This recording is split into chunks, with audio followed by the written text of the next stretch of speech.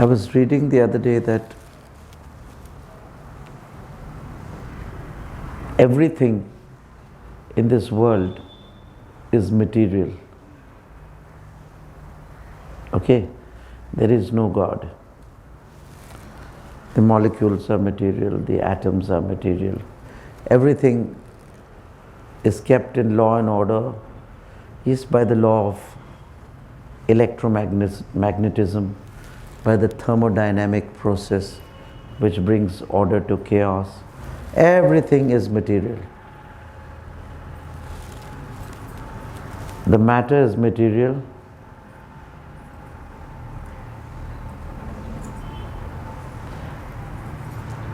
The water is material.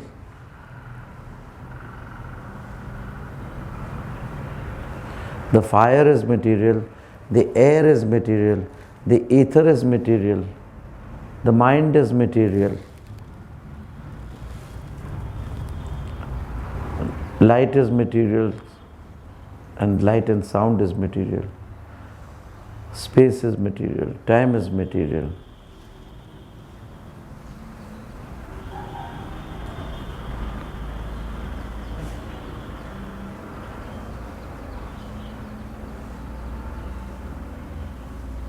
But that which is immaterial is not material. That which is not matter is not material. That has not been dealt with, we'll deal with it. But let us say that there is no God. No God exists. We're fooling ourselves.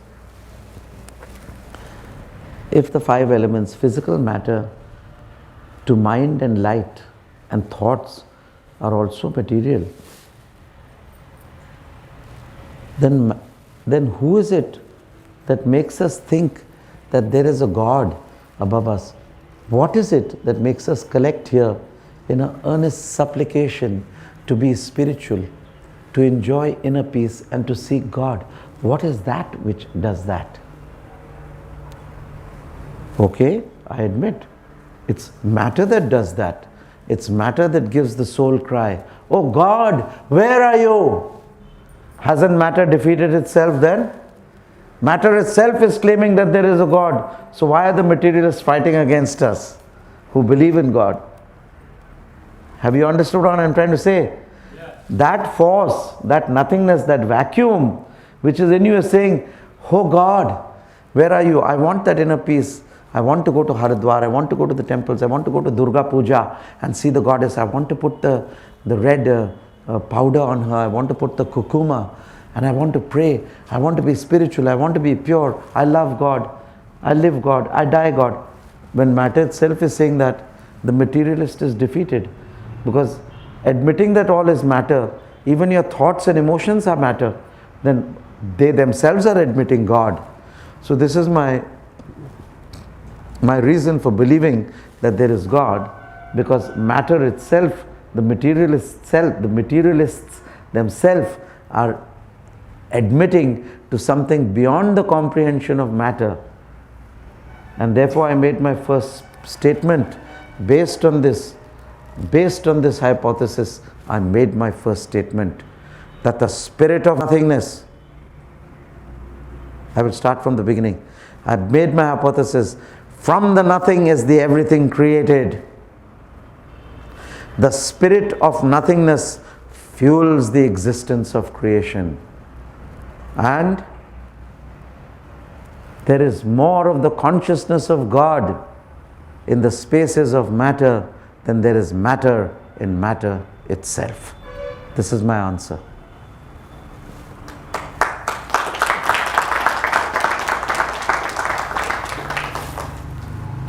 I'm sorry, I had to get this out of me, because if I forget and it's not recorded, I don't mean to be difficult. Could you all understand what I'm saying? I started with no quarrel. There's no quarrel. Like I very clearly explained, the middle path to both these children, the Catholic Church and ecclesiastical order and the Darwinians, like rams on a narrow bridge, fighting and butting, boom, boom, boom, for 100 years. But I've explained to them, why are they fighting when there is a solution to it? So also a bigger battle has gone on always between the materialists and the spiritualists. The fight has always gone on between matter and gravity, materialists and spiritualists. And so therefore, the fact of the situation is that ultimately the sole cry of matter, if everything is matter, then what is it that says, I want to be self-realized, I want to meditate on God? Let's say, for example, everything is matter, okay? Right? So that means even the thought that I want to see God and I want to meditate it's matter within you or your consciousness that's admitting that there is something superior to matter. There's a God. Why do you want to see God?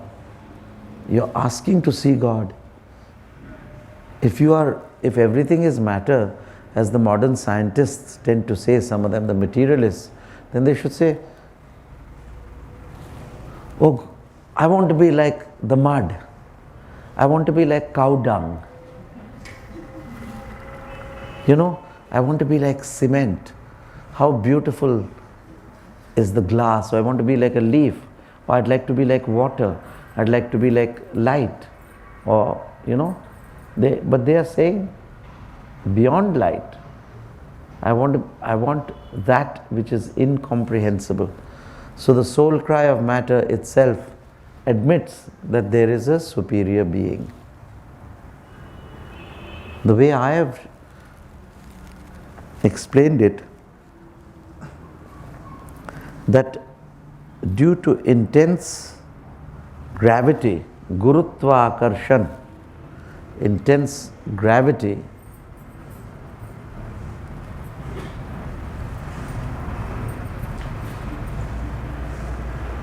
matter is not, and consciousness happens. Matter is not due to intense gravity. I'm not saying anything. Matter is not, and consciousness happens.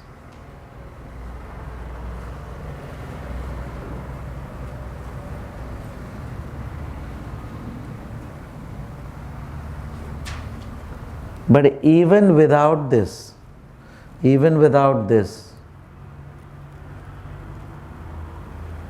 if you expand an atom, if you magnify the atom millions and millions of times to the size of a football field, you will see that the nucleus of the atom is as big as an apple. You see the protonic part, and the electrons are like phantom pinheads bobbing around the periphery of the football field. That's how much space there is in one atom. Aye? And you are made of what? Atoms. Electron, protons and neutrons. So if there is 99.99% space in every atom, how much of space is there in your body? 99.999% space. Right? Then what makes the body solid or appear as a body? It's a process of energetics. Your body can easily walk through the wall. It can easily disappear into light. It's just a collocation maybe of all the protons collecting intensely at one place.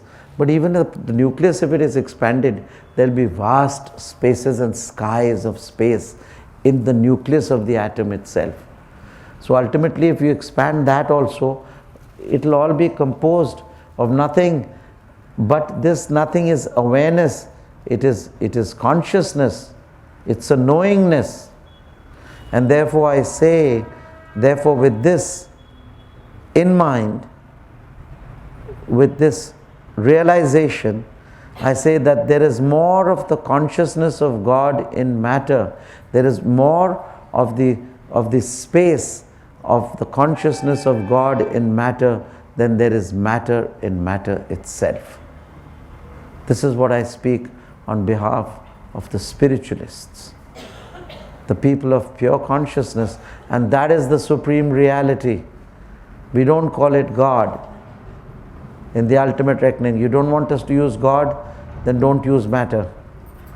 The fact of the situation is, yes, you don't want us to say God, you don't say matter, man. Did God come and tell you it's matter? Or did matter come and tell you it's God? Or did either come and tell the other each of the other? It's a figment of human imagination. So don't try to be superior and don't point your fingers at us, or materialists. Because we can also point, the spiritualists can point the finger at the materialist. Therefore, सब शून्य अशून्य का है पन है, वहाँ ध्यान न स्थान न नाद न बिंद, आकाश नहीं वहाँ काल कहाँ. सब शून्य अशून्य का है पन है, ईश्वर भी निरंकार वहाँ. So supreme reality is of the spirit of nothingness. It is the spirit of nothingness. From the nothing is the everything born. The spirit of nothingness fuels the existence of creation.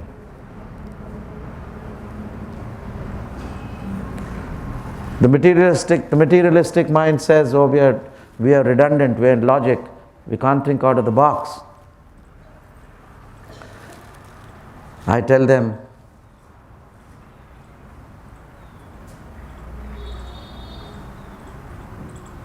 that you must think out of the box, otherwise you will be redundant.